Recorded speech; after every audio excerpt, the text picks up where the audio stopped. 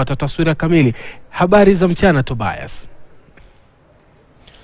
Bila shaka Yeri, shukran kabisa. Tuko katika kaunti ya Kwale. Kumbuka kuwa msimu au mwezi wa Septemba huwa ndio msimu ambao unakaribisha msimu wa utalii, na kwa leo tumefika katika mbuga hii ya wanyama ya Boraboro iliyoko tu mita chache kutoka fukwe ya Diani. Kwa kawaida wageni wengi wakija hutembelea fukwe za bahari na wala si mbuga ya wanyama, lakini kwa sasa kama unavyotazama nyuma yangu, wale ni twiga ambao wanalishwa na wanafunzi kutoka shule jirani ambao wamekuja tu kujionea ni kipi kinachoendelea. Lakini kwa sasa kwa haraka labda nitaweza kuzungumza na mwalimu wa shule hii kabla ya kuzungumza na mtalii mmoja wa kigeni ili tupate taswira kamili. Mwalimu, naomba usogee karibu. Majina yako nani?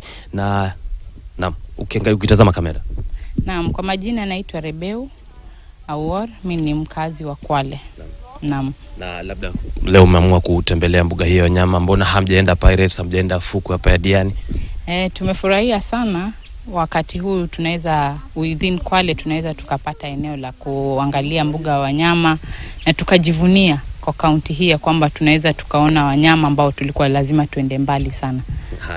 Sawa, nashukuru. Wacha nizungumze na mtalii kidogo tu, atueleze, maybe kindly introduce yourself, sir, and the country that you come from and your experience here.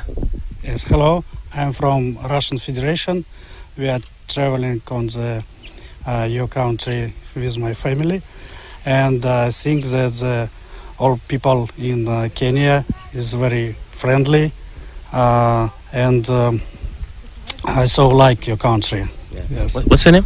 My name is Vadim. Vadim. Thank you and all the best as you still stay around in Kenya. Kisha tutazungumza tu na meneja labda wa mbuga hii, tuelezee labda mbuga hii inahusisha ni wanyama ina gani ambao wako hapa. Kidogo sogea tu karibu kisha tu. Majina yako tu nani? Kwa majina ni Silas Isabwa. Mimi ni manager wa wanyama hapa mbuga la Borabora tukiwa Diani. Na hapa Borabora tuko na wanyama ambao ni twiga ambao tunajivunia sana. Mgeni wetu anaweza kuja alishe twiga kwa mkono.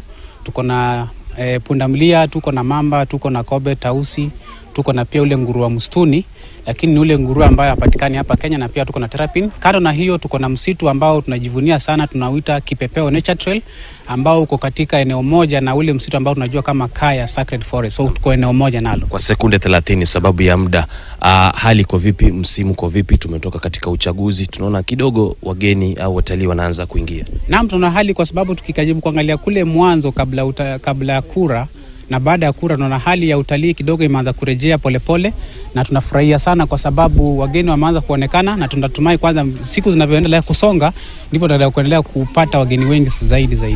Naam, sawa. Shukran.